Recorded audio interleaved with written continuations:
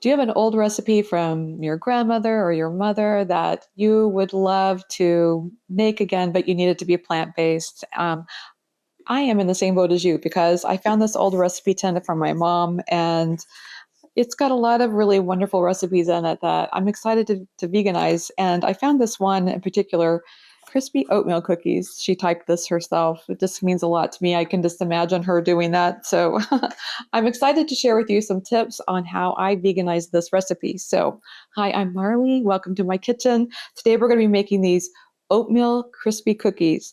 They're buttery, delicious, and I love that they have that little crunch from the Rice Krispies throughout. So let's get started. There were two parts of this recipe that needed to be veganized. First, the recipe called for 2 eggs, and what we're going to be using is flax egg. This is how we make it for this recipe. I'm going to use 2 tablespoons of ground flaxseed, and I'm going to add 6 tablespoons of water.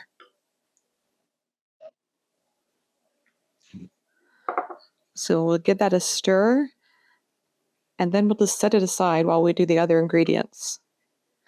The second thing that needed to be veganized was that the recipe called for butter, and what we're going to be using is vegan butter. I actually love using Earth Balance. I find it works really well in my recipes. It has the same creamy texture as regular butter, but it's all made without dairy. So the recipe calls for 1 cup, or basically 2 sticks of butter. We use the exact 1-to-1 equivalents. And it's important that your butter be room temperature, and you can tell when I push that in, that's nice and soft. The very first thing we're going to do is cream the butter because that adds air pockets to the butter and starts to what they refer to as mechanical leavening. It's the beginning steps of making sure your cookies are nice and soft and fluffy. So I'm going to mix this on low to begin with and move it up to a higher speed until this turns light and creamy.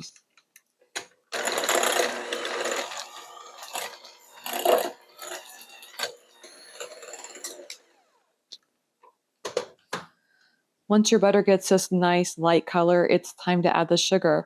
We'll add 1 cup of packed brown sugar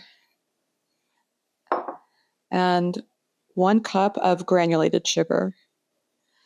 And the reason we add sugar to the creaming process is because the crystals in the sugar will break down the fat even more and add even more air pockets. And as a result, your cookies will become just perfectly chewy and tender.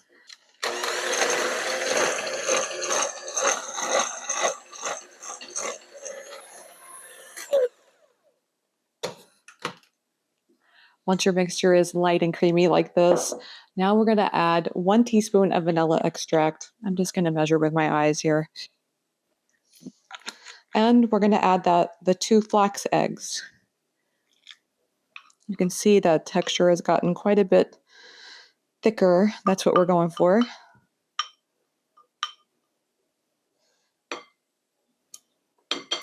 And let's go ahead and just mix that into the batter.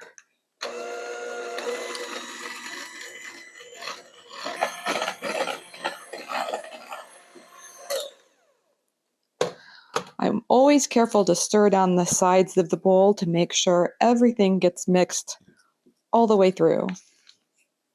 Now we're going to prepare the dry ingredients. What I have here is 2 cups of all-purpose flour.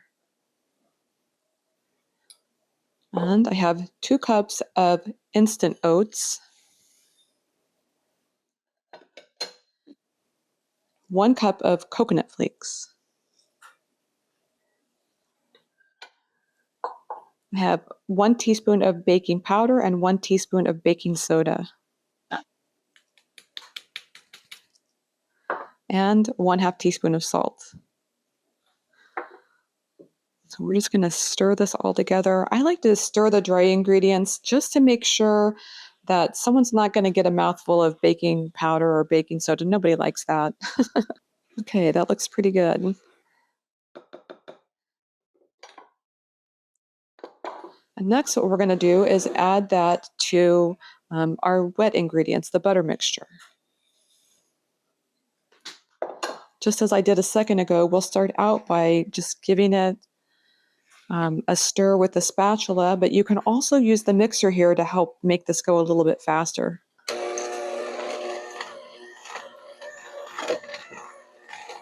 Okay, we have a couple of more ingredients that are going to go in here. And of course, we've talked the star ingredient are Rice Krispies. And what I have are 2 cups of Rice Krispies cereal.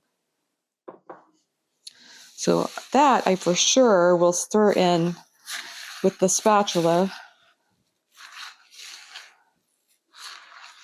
You'll be surprised. I know that one question that I had in mind when I first made these is like, will the Rice Krispies stay crispy once you bake them? And they do. There's a nice little crunch that you get from adding Rice Krispies to your cookies. One final ingredient is adding 1/2 cup of dried fruit. I'm actually using barberries here, and that's because I used them for a different recipe, and I ended up loving the way they look in cookies. They're kind of like a dried cranberry, but they're smaller, so I feel like they look better in cookies. Whatever fruit you use, choose. You can use raisins. Dried blueberries would be delicious. Any kind of dried fruit will work just fine here. We're just going to use a 1/2 cup. Okay, this batter is done and ready to be added to a cookie tray. What I have here is just a cookie sheet lined with parchment paper, and I love using a cookie scoop to keep the cookies uniform in size. And what I like to do is just kind of smash it into the cookie scoop and distribute them across the pan. These cookies don't spread a whole lot, so you can just put them an inch or so apart on the pan. I like to leave a few of the fruit out and just press them along the top just to make sure the cookies look really nice. Okay, these go into the oven and we'll bake them for around 10 minutes. The cookies are done, so let's take them out of the oven.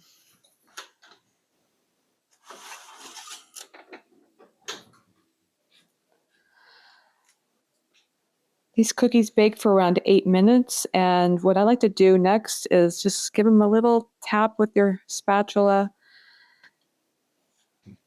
And you can also use your spatula to kind of fix any of the edges if you're a weirdo like me and you like the edges of your cookies to look nice and uniform rather than all scraggly. After the cookies have sat on the pan for a couple of minutes, it's time to transfer them to a wire rack where they can cool completely. The point of today's recipe is I believe old fashioned recipes are easier to veganize than we think. My mom's recipe tin is full of recipes that really just need a substitution of eggs or dairy. So I would love to hear from you. Do you have any old fashioned recipes that you would love to see veganized? If so, leave them in the comments and maybe we can brainstorm these together. Thanks for joining me today. I'm always glad when you're here with me in the kitchen. Until next time. Mm, mm.